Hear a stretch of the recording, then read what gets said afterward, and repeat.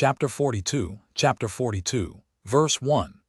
And they went and sat on the opposite side, about the distance of a bowshot, and they sat there to eat bread. And whilst they were eating, they held counsel together what was to be done with him, whether to slay him or to bring him back to his father. Verse 2. They were holding the counsel when they lifted up their eyes and saw, and behold, there was a company of Ishmaelites coming at a distance by the road of Gilead, going down to Egypt. Verse 3.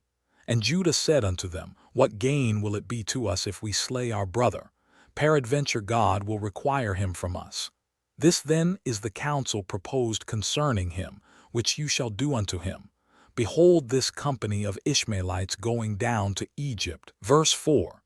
Now therefore, come let us dispose of him to them, and let not our hand be upon him, and they will lead him along with them, and he will be lost amongst the people of the land, and we will not put him to death with our own hands. And the proposal pleased his brethren, and they did according to the word of Judah. Verse 5.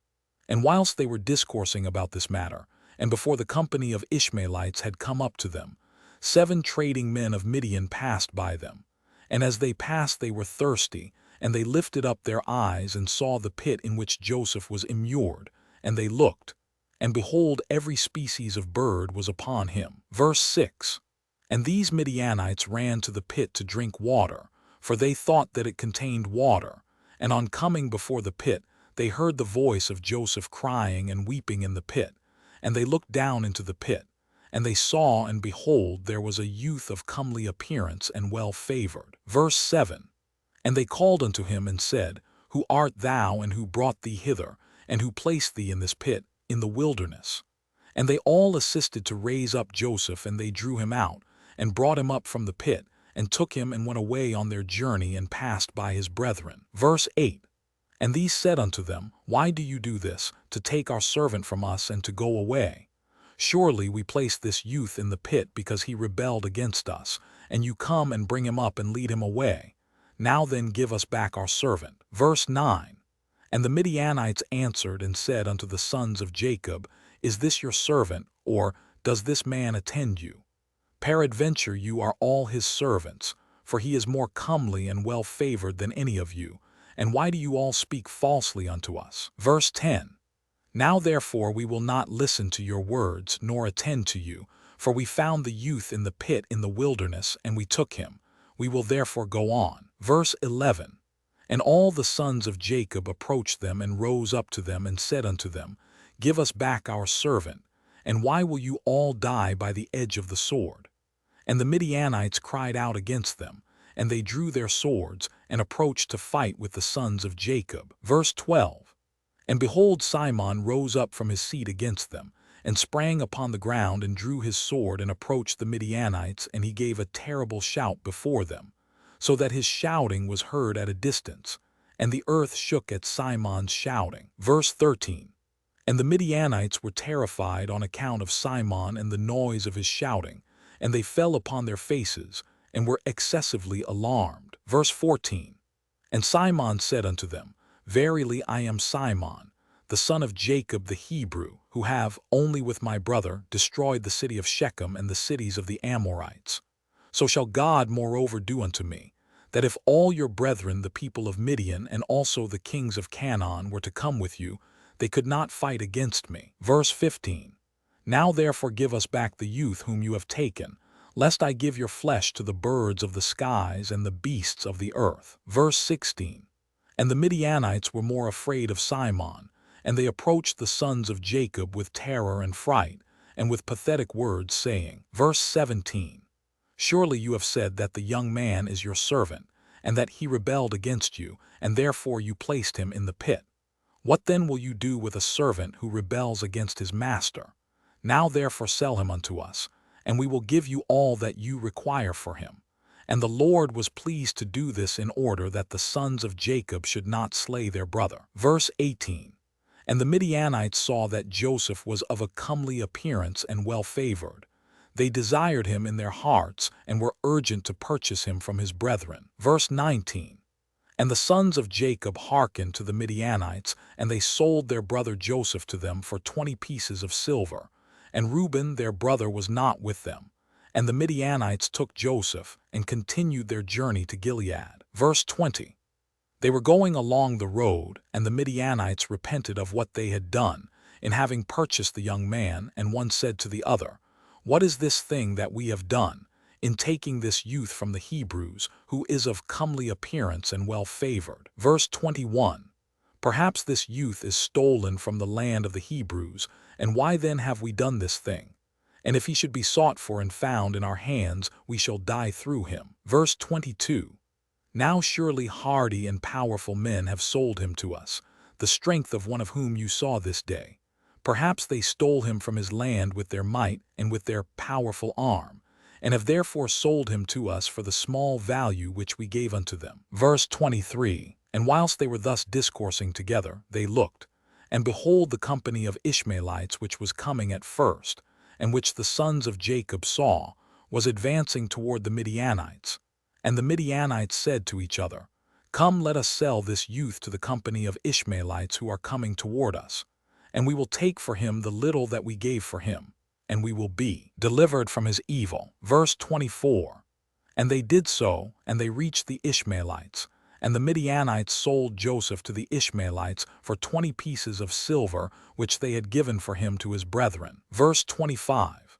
And the Midianites went on their road to Gilead, and the Ishmaelites took Joseph, and they let him ride upon one of the camels, and they were leading him to Egypt. Verse 26. And Joseph heard that the Ishmaelites were proceeding to Egypt. And Joseph lamented and wept at this thing, that he was to be so far removed from the land of Canaan, from his father. And he wept bitterly whilst he was riding upon the camel. And one of their men observed him, and made him go down from the camel and walk on foot. And notwithstanding this, Joseph continued to cry and weep, and he said, "O my father, my father." Verse 27. And one of the Ishmaelites rose up and smote Joseph upon the cheek, and still he continued to weep. And Joseph was fatigued in the road, and was unable to proceed on account of the bitterness of his soul. And they all smote him and afflicted him in the road, and they terrified him in order that he might cease from weeping. Verse 28. And the Lord saw the ambition of Joseph and his trouble, and the Lord brought down upon those men darkness and confusion, and the hand of every one that smote him became withered. Verse 29. And they said to each other, "What is this thing that God has done to us in the road?" And they knew not that this befell them on account of Joseph. And the men proceeded on the road, and they passed along the road of Ephrath, where Rachel was buried. Verse 30. And Joseph reached his mother's grave, and Joseph hastened and ran to his mother's grave, and fell upon the grave and wept. Verse 31. And Joseph cried aloud upon his mother's grave, and he said, "O my mother, O thou who didst give me birth, awake now and rise and see thy son, how he has been sold for a slave, and no one to pity him." Verse 32. O rise and see thy son, weep with me on account of my troubles, and see the heart of my brethren. Verse 33. Arouse, my mother, arouse, awake from thy sleep for me, and direct thy battles against my brethren.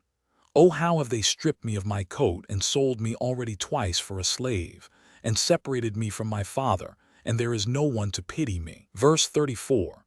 Arouse and lay thy cause against them before God, and see whom God will justify in the judgment, and whom he will condemn. Verse 35. Rise, O my mother, rise, awake from thy sleep, and see my father, how his soul is with me this day, and comfort him and ease his heart. Verse 36. And Joseph continued to speak these words, and Joseph cried aloud and wept bitterly upon his mother's grave.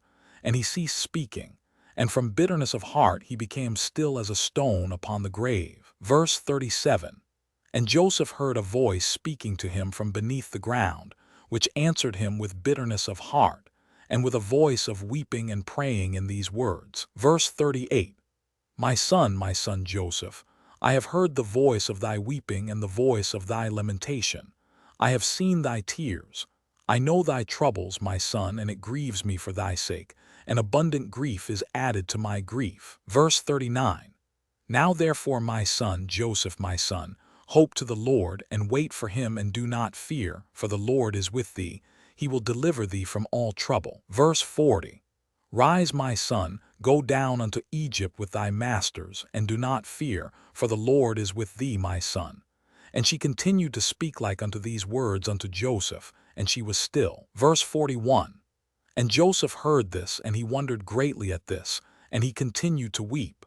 And after this one of the Ishmaelites observed him crying and weeping upon the grave, and his anger was kindled against him. And he drove him from there, and he smote him and cursed him. Verse 42.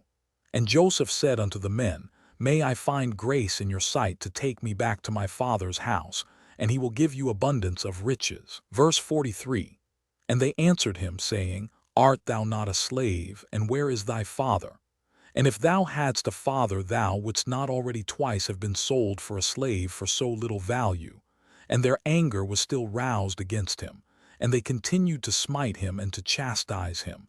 And Joseph wept bitterly. Verse 44. And the Lord saw Joseph's affliction, and Lord again smote these men, and chastised them. And the Lord caused darkness to envelop them upon the earth, and the lightning flashed and the thunder roared, and the earth shook at the voice of the thunder and of the mighty wind. And the men were terrified and knew not where they should go. Verse 45. And the beasts and camels stood still, and they led them, but they would not go. They smote them, and they crouched upon the ground. And the men said to each other, What is this that God has done to us? What are our transgressions, and what are our sins that this thing has thus befallen us? Verse 46. And one of them answered and said unto them, Perhaps on account of the sin of afflicting this slave has this thing happened this day to us. Now therefore implore him strongly to forgive us, and then we shall know on whose account this evil befalleth us. And if God shall have compassion over us, then we shall know that all this cometh to us on account of the sin of afflicting this slave. Verse 47. And the men did so, and they supplicated Joseph and pressed him to forgive them. And they said, We have sinned to the Lord and to thee. Now therefore vouchsafe to request of thy God that he shall put away this death from amongst us, for we have sinned to him. Verse 48. And Joseph did according to their words, and the Lord hearkened to Joseph. And the Lord put away the plague which he had inflicted upon those men on account of Joseph. And the beasts rose up from the ground, and they conducted them. And they went on, and the raging storm abated, and the earth became tranquilized. And the men proceeded on their journey to go down to Egypt. And the men knew that this evil had befallen them on account of Joseph. Verse 49. And they said to each other, Behold, we know that it was on account of his affliction that this evil befell us. Now therefore why shall we bring this death upon our souls?